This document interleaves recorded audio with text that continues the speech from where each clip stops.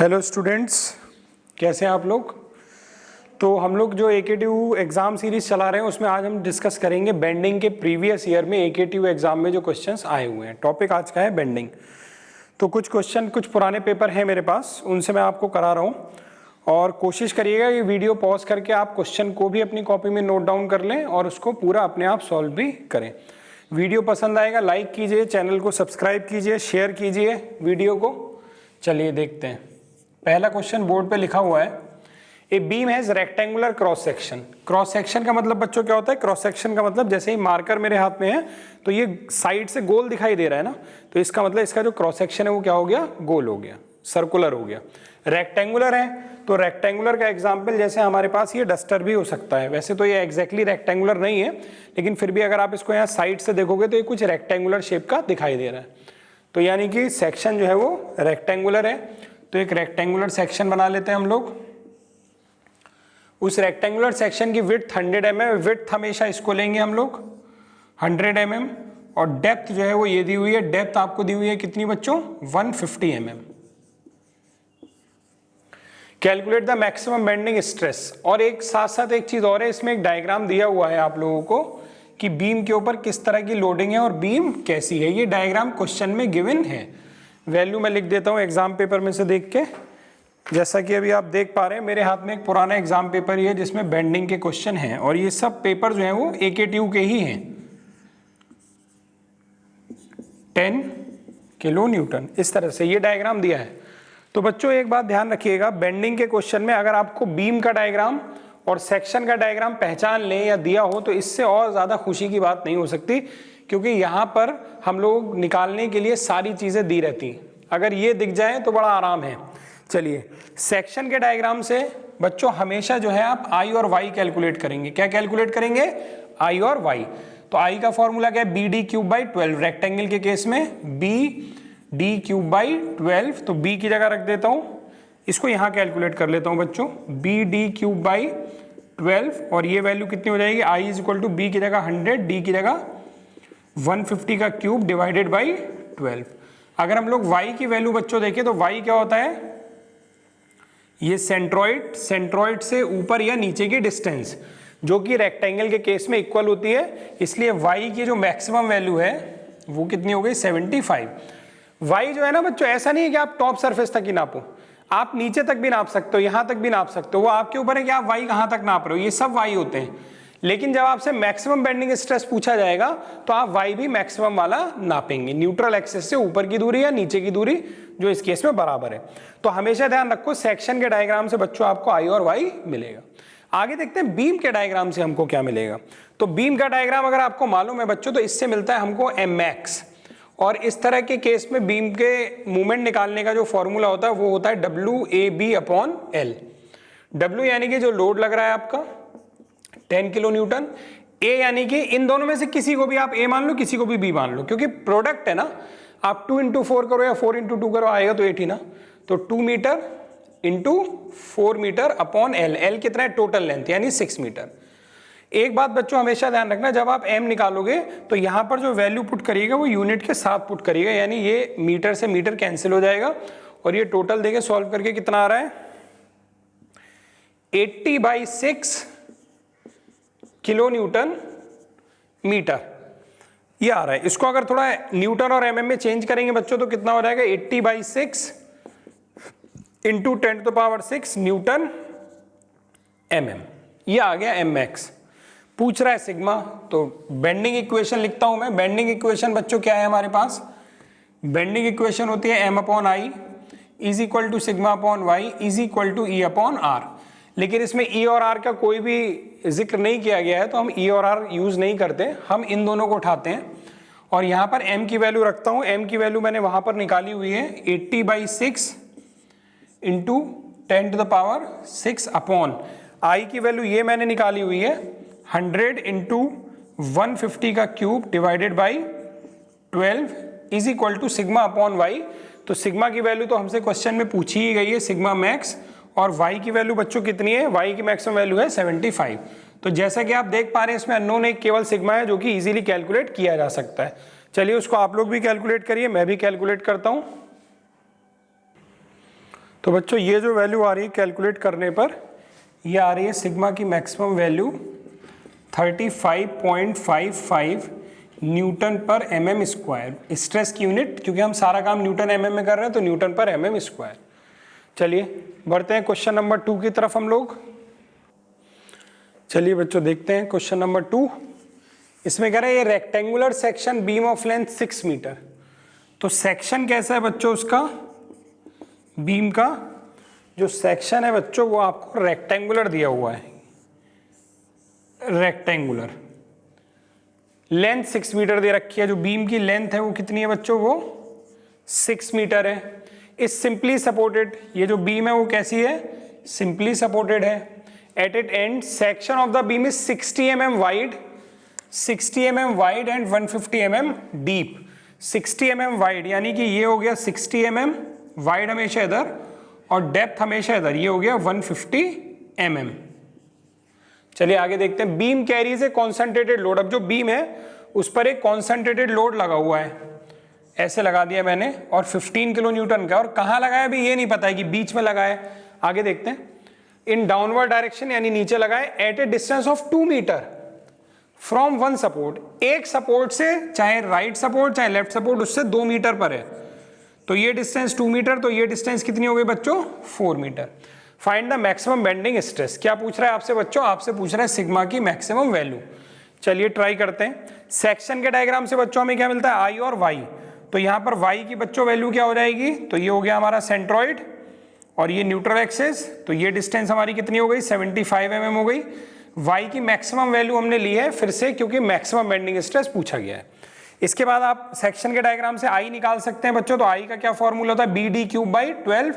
तो बी कितना है 60 और डी कितना है 150, तो बी डी क्यूब बाई 12। इसको हम लोग बच्चों कैलकुलेट कर लेते हैं जरा। चलिए अभी कर लेंगे जब जरूरत पड़ेगी। फिर आगे देखते हैं, यहाँ पर बीम के डायग्राम से मिलता है एम, और एम एक्स का क्या फॉर्मूला यूज करते हैं बच्चों हम लोग, W A B upon L. यहां से एम की वैल्यू कितनी हो जाएगी, डब्ल्यू की जगह 15 किलो न्यूटन। ए और बी इनमें से किसी को भी ले लीजिए, ये जो लेंथ होती है, तो 2 meter into 4 meter upon total length बच्चों कितनी है, 6 मीटर। चलिए इसको भी कैलकुलेट कर लेते हैं हम लोग, आप लोग भी करिए साथ में।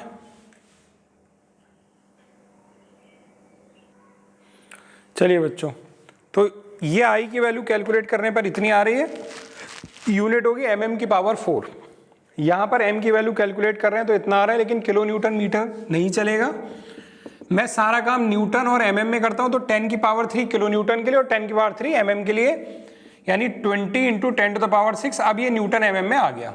चलिए इतनी इंफॉर्मेशन हमारे सवाल में दी थी जिससे हम ये सब चीजें निकाल पाए।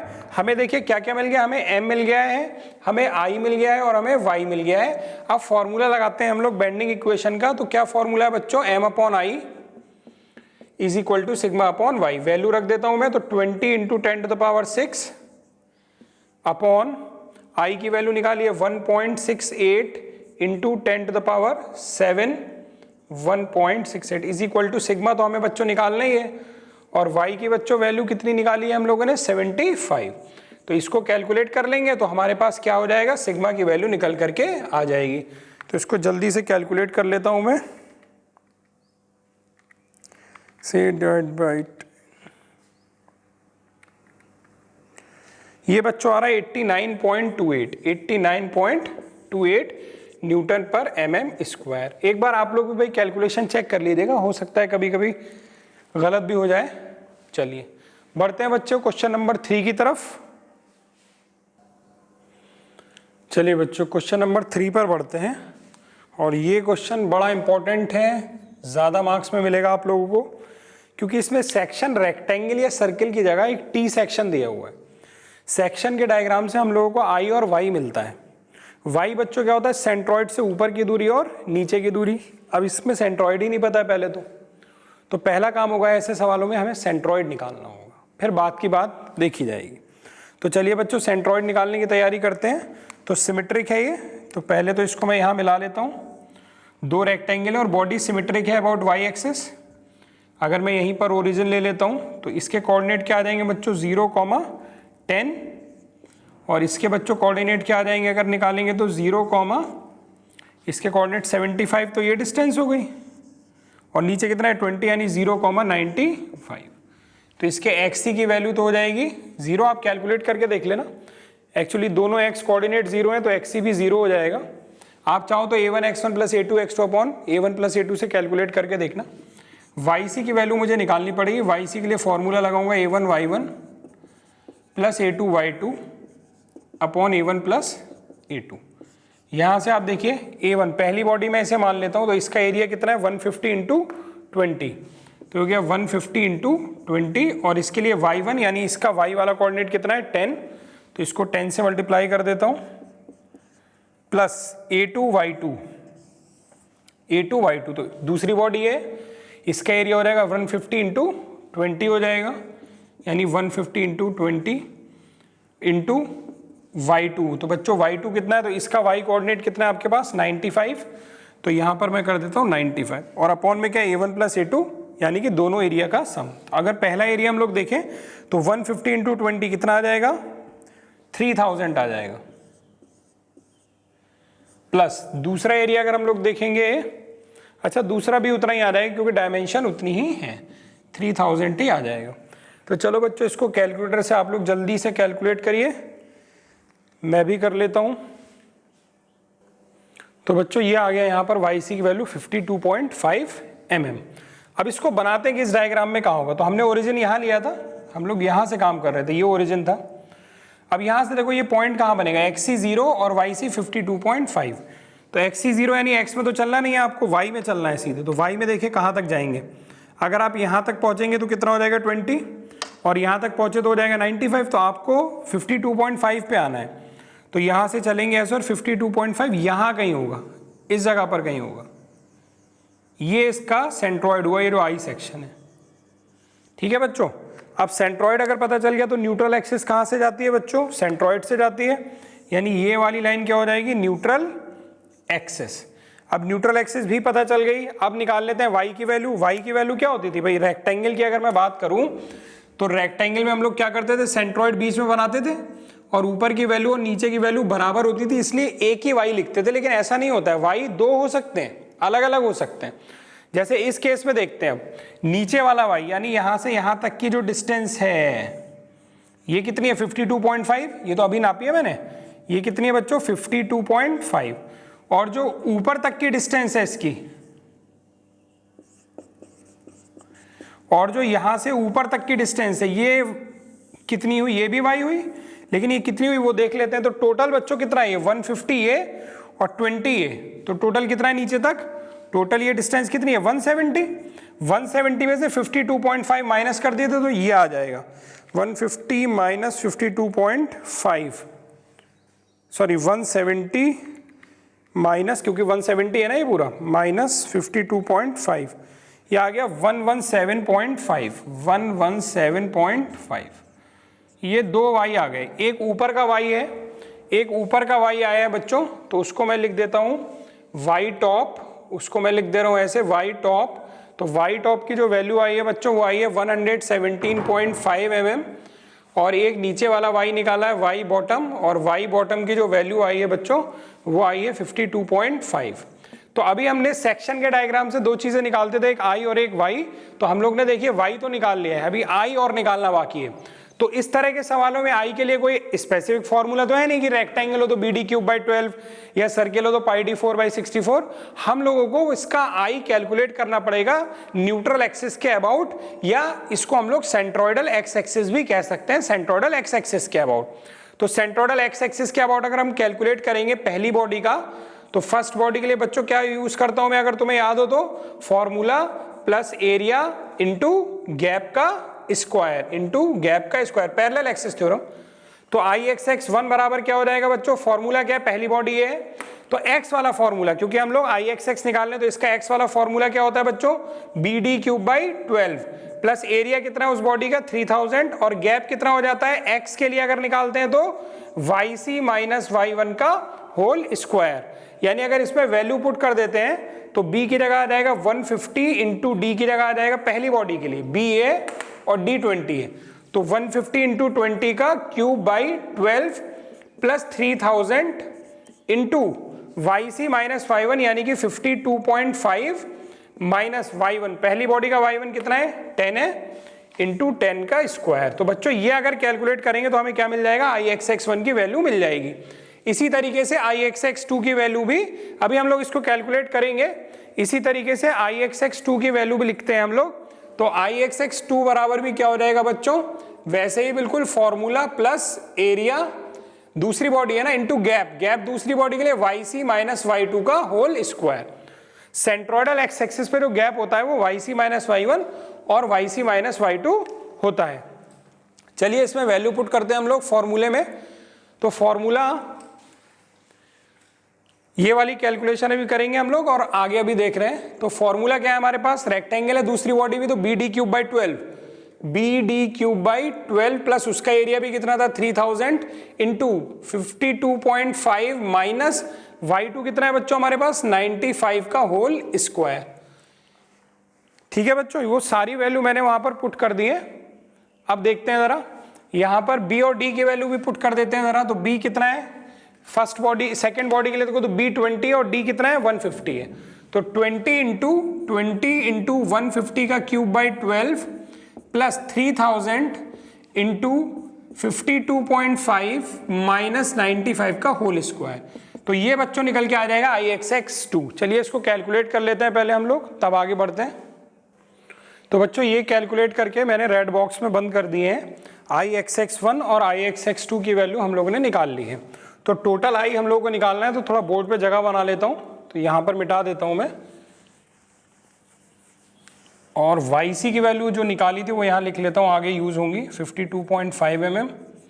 y टॉप हम लोग ने कितना निकाला था बच्चों 117.5 mm, और y बॉटम हम लोग ने निकाला था 52.5 mm, और अभी अभी i हम लोग ने निकाला है। तो अब i जो टोटल होगा सेंट्रोइडल एक्स एक्सिस या न्यूट्रल एक्सिस के अबाउट वो हो जाएगा ixx1 प्लस ixx2। तो ये जो दो वैल्यू हम लोग ने निकाली हुई है इनको हम लोग जोड़ देते हैं। तो ये हो गया 5.51 plus 11.04 into 10 to the power 6। तो यहां से बच्चों हमें मिल जाएगा पूरा पूरा आई। तो सेक्शन के डायग्राम से आई और वाई कैलकुलेट होता है, वो हम लोग निकाल लेंगे। तो वो हमने कैलकुलेट किया हुआ है, वो आएगा 16.54 into 10 to the power 6 mm की पावर 4। अभी बच्चों सवाल आधा हुआ है, तुमको याद होगा अगर तुम थोड़ा सा पीछे रिवाइंड करोगे इस वीडियो को, तो अभी तक मैंने क्वेश्चन पढ़ा ही नहीं था, मैंने इस सेक्शन को देख के इतना काम कर लिया था। तो ये सेक्शन अगर मिल जाए तो आप क्या करेंगे, आई और वाई पहले ऐसे निकाल लेंगे। और बहुत बढ़िया सवाल है, आप देखेंगे वाई दोनों अलग अलग आ गए हैं। अब क्या किया जाए, कौन सा वाई लिया जाए, क्योंकि अभी तक तो वाई एक होता था। तो बच्चों यहाँ अब ये मैं मिटा देता हूँ, आप लोग पॉज कर करके नोट कर लिए होंगे। और अब कैलकुलेशन आगे बढ़ाते हैं, और इसमें बहुत कुछ सीखने के लिए अभी मिलने वाला है। जैसे कि अब the cross section of the beam, the cross section of a 4 meter simply supported beam, यानी कि बीम कैसी है बच्चों 4 मीटर लॉन्ग है और सिंपली सपोर्टेड है। आगे determine the central concentrated load, determine the central concentrated load. अब सेंट्रल कंसंट्रेटेड यानी मिड में लगा हुआ है, कंसंट्रेटेड यानी पॉइंट लगा है, पॉइंट लोड, और डिटरमिन करना है तो इसको W मान लिया। Which will cause a tensile stress of 15 megapascal. Tensile stress create हो रही है, कितनी क्रिएट कर रहा है ये सिग्मा टेंसाइल 15 मेगापास्कल। आपको ये लोड बताना है पहले, और इसमें एक जगह लगा ना एज शोन इन फिगर, तो बच्चों वो फिगर ये था जो दिया हुआ था, वो ये फिगर दिया था। चलिए कैलकुलेशन करते हैं W निकालने के लिए। तो पहले तो ये बीच में अगर लगा है, तो बीच में अगर लगा होगा तो ये क्या लेंथ होगी 2 मीटर, और ये लेंथ क्या होगी 2 मीटर। और इस केस का अगर हमें M निकालना होता है बच्चों, तो M के लिए क्या फॉर्मूला यूज होता है WAB अपॉन L। W मालूम नहीं है, W रहने दीजिए, A 2 मीटर हो गया, B भी 2 मीटर हो गया, और टोटल लेंथ कितनी है बच्चों 4 मीटर। तो 2 2 जा 4 से 4 गया, मीटर से मीटर गया। तो जो M की वैल्यू हमारे पास यहाँ पर सॉल्व करके आ रही है बच्चों, वो M की वैल्यू आ गई हमारे पास W मीटर, और इसको mm में कन्वर्ट कर लेंगे तो W into 10 to the power 3 mm, ये M की वैल्यू आ गई। अब हम फॉर्मूला यूज करते हैं बच्चों M अपॉन आई, ऊपर लिख देता हूं, बल्कि M की जो वैल्यू आ गई वो आ गई W into 10 to the power 3 mm। अब हम फॉर्मूला यूज करते हैं, यानी बेंडिंग इक्वेशन यूज करते हैं। तो बेंडिंग इक्वेशन है m upon I is equal to sigma upon Y. तो m की वैल्यू कितनी है, w इंटू 10⁻3। i की वैल्यू हम लोग ने अभी निकाली है, ये रही, तो ये वैल्यू पुट कर देता हूँ 16.54 into 10⁻6 is equal to sigma tensile. Sigma tensile की वैल्यू 15 मेगा पास्कल है। तो आपको याद होगा मेगा के लिए 10⁻6 हम लोग करेंगे तो न्यूटन पर मीटर स्क्वायर, और मीटर स्क्वायर के लिए नीचे 10⁻6 करेंगे तो इतना ही बचता है। कहने का मतलब है कि अगर एमपीए में दिया हो और न्यूटन एमएम में बदलना हो तो कोई चेंज करने की जरूरत नहीं है, वो उतना ही होता है न्यूटन पर एमएम स्क्वायर में भी, 15 अपॉन वाई। अब यहाँ वाई के साथ एक दिक्कत है कि हमारे सवाल में 2 वाई हैं, कौन सा वाई मैं यहाँ यूज करूंगा। मुझे ये दिया गया है कि जो स्ट्रेस मैंने रखी है वो कौन सी वाली है बच्चों, टेंसाइल वाली है। अब इसको बहुत कायदे से समझना कि कैसे हम लोग पहचानेंगे कि कहां पर वाई कौन सा रखा जाएगा। थोड़ी सी जगह बना लेता हूं बोर्ड पर बच्चों, मैं ये मिटा दे रहा हूं। वाई टॉप वाई बॉटम बस लिख लेता हूं। तो वाई टॉप था इतना और वाई बॉटम जो था वो था इतना, 52.5 mm। अब चेक करते हैं जरा, तुम बीम का डायग्राम देख रहे हो, ये बीम अगर बच्चों बेंड, अगर मैं उसका 3D व्यू बनाऊं तो वो बीम जो होगी वो कुछ इस तरह की होगी। मैंने रेक्टेंगुलर सेक्शन बनाया, हालांकि टी सेक्शन है, मैं एक एग्जांपल दे रहा हूं बस आपको। अगर तुम इसको लोड लगाओगे ऐसे और यहां तुमने सपोर्ट लगा रखा है तो बच्चों ये बेंड ऐसे करेगी ना। भाई आप ऐसे समझो, इस पेन को मैंने 2 तरफ से सपोर्ट कर दिया और ऊपर से मैं बीच में लोड लगा रहा हूं, तो इसका शेप ऐसा हो जाएगा, नहीं हो जाएगा, ये शेप हो गया। और जब भी ये शेप होगा तो नीचे की तरफ क्या होगा, टेंशन होगा, और ऊपर की तरफ क्या होगा, कंप्रेशन होगा। कैसे, इसका एक एग्जांपल मैंने पिछले वीडियो में भी दिया था। जैसे हमारी कलाई होती है, इसको अगर हम ऐसे बेंड कर लें, मतलब इस तरह का शेप ऐसे दे दें, मोड़ दें, तो देखो जो नीचे की सरफेस है वो खिंच जाती है और अंदर की जो सरफेस है वो दब जाती है। सभी लोग एग्जाम्पल करके देखिएगा, समझ में आ जाएगा। तो नीचे की सरफेस खिंच गई, अगर मैंने इस कलाई को ऐसे बेंड किया, नीचे क्या हो गया, टेंशन, ऊपर क्या हो गया, कंप्रेशन। तो अब आप यहां पर समझो कि न्यूट्रल एक्सिस यानी वाई टॉप यानी ऊपर वाला वाई किससे रिलेट कर रहा है, कंप्रेशन से, और जो नीचे वाला वाई है यानी कि वाई बॉटम वो किससे रिलेट कर रहा है, टेंशन से। यहां पर हमें टेंशन वाला स्ट्रेस दिया है, यानी हमें वाई कौन सा लेना चाहिए बच्चों, बॉटम वाला लेना चाहिए। तो यहां पर हम वाई बॉटम यूज करेंगे और वाई बॉटम की वैल्यू मेरे पास मौजूद है। तो यहां से ही हो जाएगा W into 10⁻³ is equal to 16.54 into 10⁻6 is equal to 15 upon Y bottom. Y bottom is 52.5। यहां से अब केवल एक W अननोन है जो हमसे सवाल में पूछा गया था, वो W हम लोग निकाल सकते हैं। तो चलिए कैलकुलेट कर लेते हैं उसको जल्दी से हम लोग।